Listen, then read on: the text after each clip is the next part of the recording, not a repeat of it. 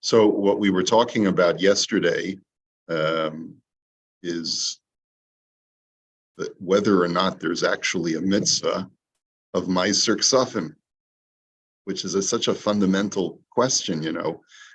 People take it for granted that there is a mitzvah of Meiser Ksafim, of a tithing one's income, although we saw three different shitas yesterday.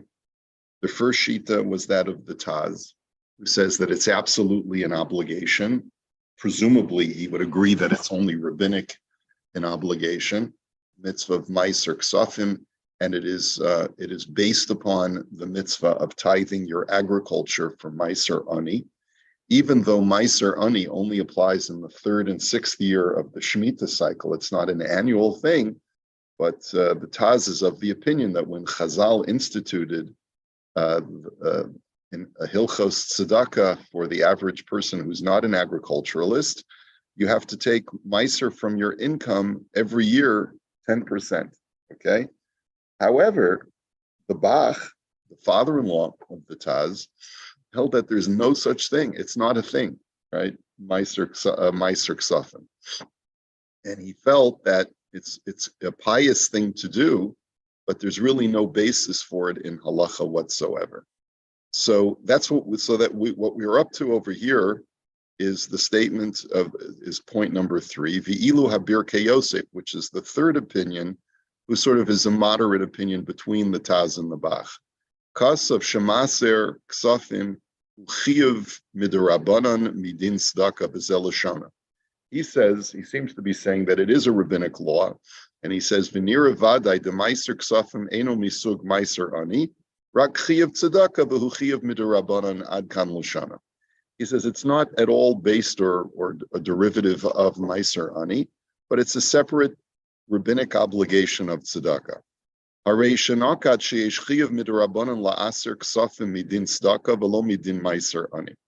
So it's clear that he says that it's not at all connected to this din of the agricultural law of meiser ani. Now, one of the arguments that was made is that meiser ani is not something that you can exempt yourself from. It's something that can be confiscated against a person's will. Meiser ani, and that's never been the case with Meiser Ksafim. No one can compel you to give 10%. So that was the reason why we saw yesterday there are many poskim who say it can't possibly be connected to Meiser ani. V'hemshech dvarav Hosef is elishana, and then he can in the course of his writing he says as follows: Uva ofen de mikol ha'amor mashma. He says it does seem that there is some kind of connection that the rabbis made to our agriculture, tithing our income based on agricultural law. The Habi Yerushalmi v'Sifri v'Tanchuma asmechuhu akroi the Meiser Tvua. He says because after all, the Medrash does say that it's linked using the asmachta, and by the way, and we all know the term asmachta. It doesn't mean that that this is a real derivation made from the pasuk, but it's a rabbinic law, and the rabbis, when they're looking for a mnemonic reminder or a mnemonic basis for instituting the law, they give us a pasuk. But that's what the Medrash is doing. He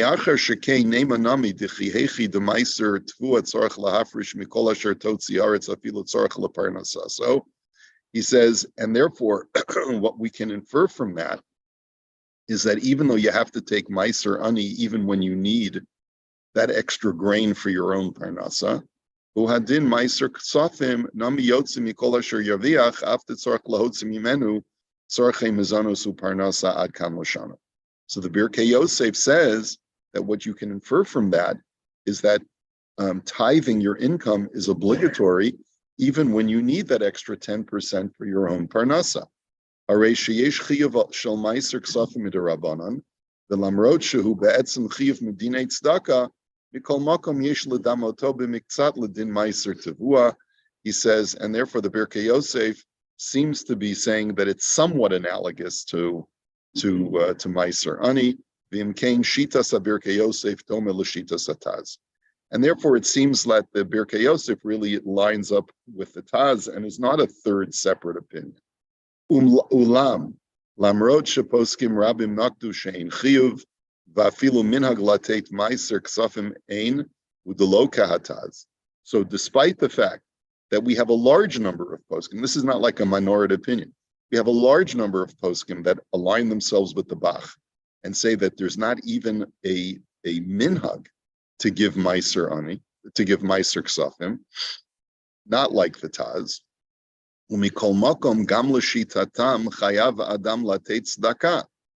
He says, but we all know that a person is obligated in the mitzvah of tzedakah.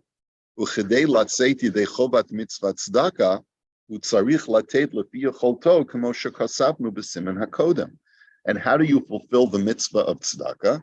So that was our previous tshuva, where we discussed this whole idea of it all depends on your personal income, the number of aniyim in your community, the amount of wealth in your community in addition to your own. And all of that has to be taken into account when calculating how much I should personally give to tzedakah.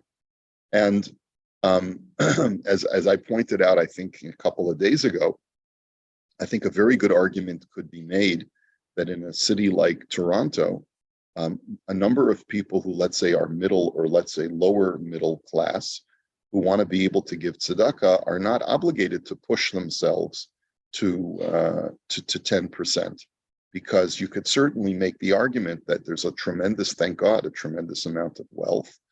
The poor are, by and large, provided for in our community by the wealthy balabatim who really infuse a tremendous amount of kind cash into the tzedakah system.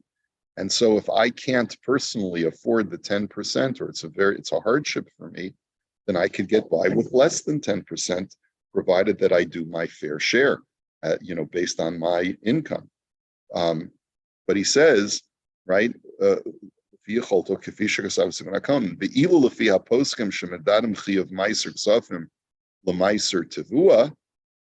says, but if you hold that the law of Meiser Ksafim is a derivative from Meiser Ani, the agricultural law, mashma shahashir sheyotze bo yedei chova eno mishtana lefi hayecholeh. But it sounds like, according to those poskim, like the Taz and the Birkei Yosef, that it's irrespective of your ability. And no matter what, there's an across-the-board obligation to tithe. He says another ramification of this machlokes will be if a person receives gifts or receives goods. She'im yesh lo tzorech ishi bahem, as patur milateit mehem tzedakah im ein lo kesef acher. That if a person has a personal use for these objects, a person gets finds a whole truckload of widgets, right? And it's either given to him or he's able to get it as in a bargain or whatever it is. If he has no personal use for him, then, well, if he can use them himself, then he would be exempt from giving them for tzedakah. Ki im danim lefi hayicholet shelo yesh lo tzarich bahem ve'in lo kesef acher lateit mimenu meiser al chafatzim elu ve'in chiyav midin tzedakah limkor chlei tashmishav k'moshe mavur b'shulchan aruch. He says, if I need these things for my own personal use, so then I wouldn't have to sell them in order to give tzedakah from them. Ulam midin meiser ani harei tzarich lateit maser gam ba'ofen zeh. But if the din of meiser is based on meiser ani, that I have to tithe everything that I have, then I would have to tithe these as well. In other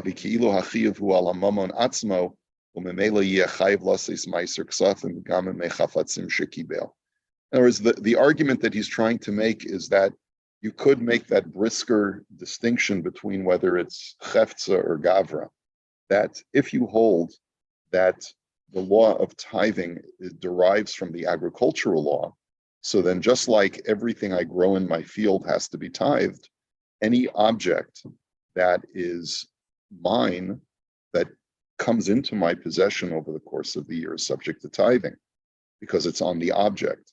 But if you hold that the mitzvah of tzedakah is independent of the agricultural law, so then the obligation is upon me, not upon my objects, not upon my finances. It's upon me, upon the human being, and therefore I'm only obligated to give what I can afford to give. And if therefore I come across something that's not cash, I'm not obligated to convert it to cash if indeed it's a consumable item that I can use myself. Okay, so there are many nafkaminas in this. I think probably what I would want to see is the take of the Aruch HaShulchan on all of this, because and he had said that this was all based on the Shulchan Aruch in Siman Reish Mem Tes, which discusses this this whole halacha. Yeah.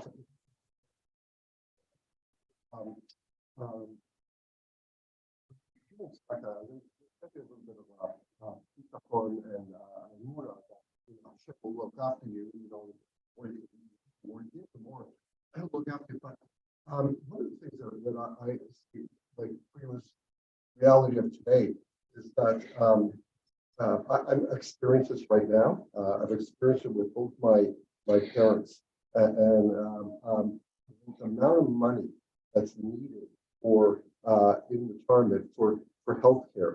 If you should need that extra level of care, and how you can go through your money in a huge sort of way if you want the type of care that one would like to give to their parents, and you can really blow through your money big time. So how do we, sort of look at that and say, that I got to have that put away there, because if it's not there, the alternative is not very pretty. So, in other words, I think as it relates to our discussion, what you're asking is, what if through tithing, I'm actually taking away some money from my future savings that I actually will most likely need. I may not need it immediately right now, and therefore it's considered to be disposable income. But if I was acting responsibly for myself, I would take my 10% and I would put it into my future so that I have something to retire with. It's a valid concern. It is a valid concern. I don't know how that plays out in halacha, but I would say that what we've seen so far is that if a person is just eking out a living, we always tell a person, no matter how much money you make, you should always put aside money for the future and invest into something for the future so that you have something to retire from. That's considered to be standard, sort of what the responsible thing to do for anyone who is earning a living for himself and for his family is to put money aside. Even if it's only $100 a month, a person should be putting aside money every single month. It's basic. I wish I would have been able to do that earlier in my life, but you start doing it once you become a little bit older and more responsible. That being the case, I think you could make the argument that when we talk about tithing 10%, you don't have to count that money that you're putting aside. In other words, you have to put aside a reasonable amount every month and then look at what you have left and tithe from that remainder. Or you could say to yourself, I'm not yet at a stage of earning that I can afford to tithe. And what you're seeing from all of these halachos is that that tithing itself is a machlokes, whether or not you're even mechuyev to tithe, especially if you're just squeaking by. So, yes, is there an obligation for tzedakah? Absolutely. Everyone has to give according to their communal needs and their ability. Does it have to rise to 10%? Machlokes. But certainly in a case where a person is just eking out a living, he is entitled to say that I want to put aside a little bit every month. And by the time I put aside that small amount of money, I got nothing left. And I can't, and I don't have enough to tithe with. I think that's a valid argument to me.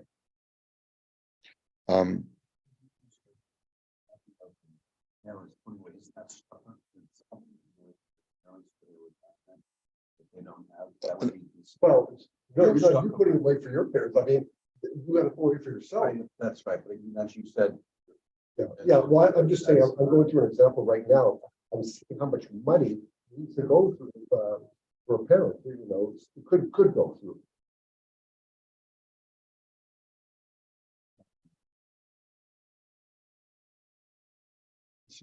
Take a look at the Sefaria Aruch HaShulchan and Siman Shin Lamed Aleph, Yoredea 331.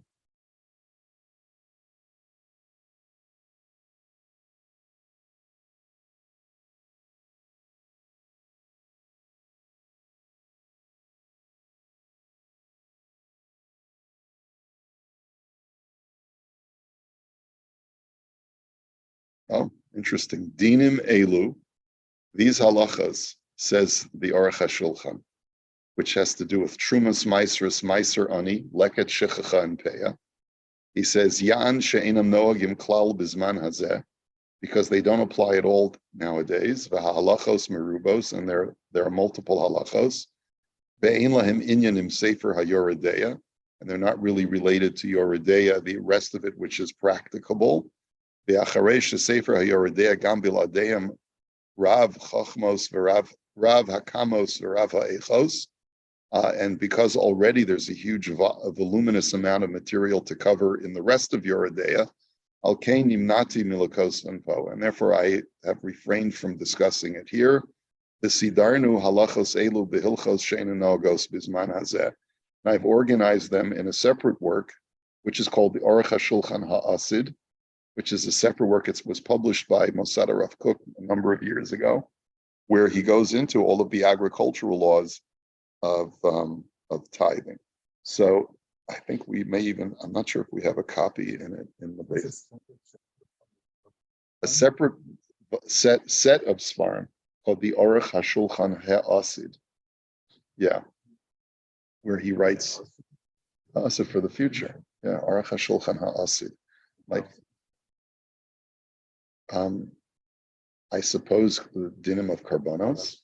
And yeah, well, I mean, he just like the Rambam has Hilchos Karbanos, all of those sections of halacha that don't have applications today.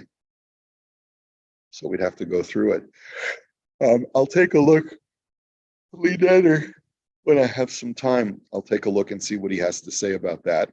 But to go back to this issue of that's quite interesting that he just completely. So let's go take a look at Siman Reish Mem Tes, which is the other place where this halacha appears of tithing. So let's go back to 49.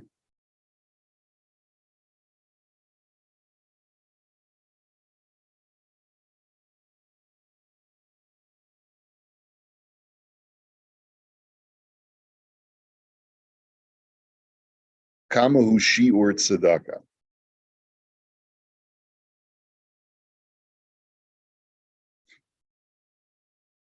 Kasvu haTur v'haShulchan Aruch. The Tur and the Shulchan Aruch write that shi'ur nitinata. How much should you give? Im yado maseges yitain kefitzarech ha'aniyim. If you have the wherewithal, then you should give according to the needs of the poor. Whatever the poor need is what you should cover. No, it doesn't matter. It doesn't matter how much. As long as you can afford it, just keep giving to cover the needs of the poor. But if you can't afford to cover all the needs of all the poor, yitain ad chomesh nechasav mitzvah min hamuvchar ve'echad me'asara mida beinanis pachos mikan ayin ra. If you can't afford it, giving up to 20% of your income is mitzvah min hamuvchar, the best way to do it. Giving a tenth is the average. Giving less than that is giving with a miserly eye. But he says, v'chomesh zeh sha'amru, giving a fifth is shana rishana meha keren, kan va'ela chomesh shehirviach shana ad kan l'shana. And he's just quoting the Shulchan Aruch here. When we talk about giving 20%, we're talking about giving 20% of everything that you own in the first year of when you start earning. Okay? But then every subsequent year, you're not obligated to give 20% of your principal, like of your land or whatever, but rather you just give 20% of your earnings. V'chein b'maiser hadin kain kemuvan, the same thing with 10%. V'chas of Rabbeinu Harama, Bal Yavazvez Adam Yoser Mechomesh. Rama writes that a person should not spend more than 20%, Shelo Yitztarech Labrios, so that he doesn't become dependent upon others. V'dafka Kol Yemei Chayev, but this applies when a person is healthy during the majority of his life. Avol Bishas Moso Yachal Adam Litein Staka Kol Mash Irtze Ad Kan Lashana. But right before a person dies, if he wishes to divest himself of as much as he wants to, that's within his rights. Umash masham b'gemara da'ad machtzis nechasav yachol lechalek b'shas misa v'lo yoser. He says, but it sounds like from the Gemara that even when a person is close to death, he can only give away up to half of his assets and not more. V'hatam pashat shelo yavir harbe nachala mehar yorshim. The reason is not to deprive the heirs of what is coming to them. But so up until a half you can give to tzedakah, and so that's what he says. He says, so v'yesh lahavin b'divrei haTorah v'hashulchan aruch delamai kasvu im yado maseges yitain kifi tzorech ha'aniyim. He says, but we have to understand the Torah and the Shulchan Aruch. What does it mean if you can afford it? Give whatever you can afford to the poor. He says, "The kevin the chomesh u'maiser mechuyev litain v'yoser mechomesh eno rashai litain im kain memelo hu kain." So he says, what does that even mean? If the Ramah said you're not allowed to give more than 20%, so then isn't that the ceiling? How can then the Shulchan Aruch say if you have the wherewithal, give according to the needs of the poor and ignore the 10 or 20%? De'im hu asher gadol v'yesh b'masro o b'chomsho tzarech kol haniyim yaspiku kol tzarcheim v'imeno maspik mayase. He says, if you're wealthy and your 20% will cover the needs of the poor, great. But if that's not enough to cover the needs of the poor, what are you supposed to do?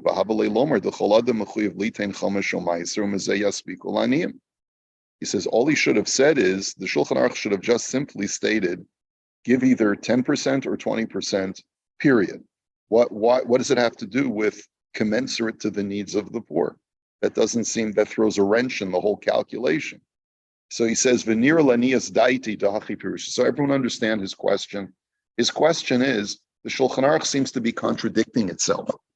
Shulchan Aruch in the first statement says, if you can afford it, give whatever is needed by the poor, period. And if you're of average income, give 10 or 20%. But the Ramah says, don't ever give more than 20%. So then which one is it? If I'm not allowed to give more than 20%, so then what does it mean? Give according to the needs of the poor. So he says, it seems to me that this is the interpretation. And by the way, this is what our discussion now in the Sefer we're learning in Hilchos Tzedakah is all about. There seem to be two criteria that are difficult to reconcile. Is it based upon a percentage of my income, or is it based on the needs of the poor? And if the needs of the poor are less than 10%, is that okay? And what if the needs of the poor exceed 20%? What am I supposed to do? He says, and it would seem to me, says the Aruch HaShulchan, the be'emes shi'urim elo demaiser v'chomesh einon min haTorah u'midorabananu. He says these measurements, these percentages of 10, 20% are not biblical law at all. They are at most rabbinic. Okay, the asmachua akra de v'chol asher titenli aser asrenu lach. And it's based on what Yaakov had promised to Hashem, that whatever you give me, I will surely tithe. Now, Shnei Isurim, he used the double language of Meiser, which teaches us that you can give up to 20%, 2 times 10. Okay, Kimavur Biksuba Sham, and that's the way the Gemara understands it. The Meiser min HaTorah hu rak b'tzvua v'lo la'aniyim. He says, because Meiser only has to be tithed from your agriculture, and it doesn't always have to be given to the poor. Ela Meiser Rishon la'Levim, u'Meiser Sheni nechal b'Yerushalayim leba'olam. Because after all, when you think about it, Meiser Rishon goes to the Levi, who's not considered an ani. That's just, he's part of the entire social system of Klal Yisrael. Meiser Sheni, which is what you take most years of the Shemitah cycle, is yours, but yet you bring it to Jerusalem to consume it there. V'rak echas b'shalosh shanim yesh meiser ani. And the Torah only obligates me to tithe my agriculture and give it to the poor once every 3 years, in the 3rd and the 6th year of the Shemitah cycle. V'hi gezeras haTorah, v'lo sheba niftaru b'tzedakah kamuvan. And that's not a fulfillment of your tzedakah obligation, but rather the Torah has an independent mitzvah, independent of the mitzvah of tzedakah. Every 3rd year, tithe your produce and give it to the poor. And therefore, when we want to think about what the obligation of tzedakah is, it can be found in many verses in the Torah. The mitzvah of tzedakah is a mitzvah deoraisa. It says, that when your brother is downtrodden, you have an obligation to lift him up and let him live with you. Or, pasoach tiftach is yad chalo, open your hand to the poor. B'dei machzor asher yachzolo, give him whatever he needs to augment his lack. Lo ta'ametzes lebavcha v'lo sikpotzes yadcha me'achicha hebyan. The Torah also says, do not withhold your heart from him, and do not clench your fist and refuse to give him. V'hashir mizeh kama sheha evyan sarech. And how much am I obligated to give in the mitzvah of tzedakah? Whatever the need of the poor person is. K'dichsiv dei machsoro asher yachsolo, whatever he's lacking. Omnam hadavar muvan shelo titzaveh haTorah liten kol ma sheyesh lo la'aniyim v'hu yishar ani. But obviously, the Torah doesn't mean that I have to impoverish myself to make up his lack, right? So how do I reconcile it? How much am I supposed to give him, in a reasonable way, so that I don't end up becoming poor? After all, the ways of the Torah are pleasant. So how do we reconcile it? Uve'emes bizman shahayu Yisrael ba'aretz, v'haya matzavam tov, v'anim hayu ma'atim, hayu cholam l'kayim dei machzora. He says, when economic conditions were good, when we were living in Eretz Yisrael, there were, and we saw this as a theme in the Aruch HaShulchan, that he's mentioned this before. He says, in the good old days, when Jews had money, and we were living in our land, we were able to take care of all of the poor and provide for all the needs of the poor without impoverishing ourselves. Aval kishagalinu me'artzenu, but when we went into Galus, there were more poor people, and there was an economic breakdown within Klal Yisrael. We couldn't do it anymore. Let's continue this Mirz Hashem tomorrow.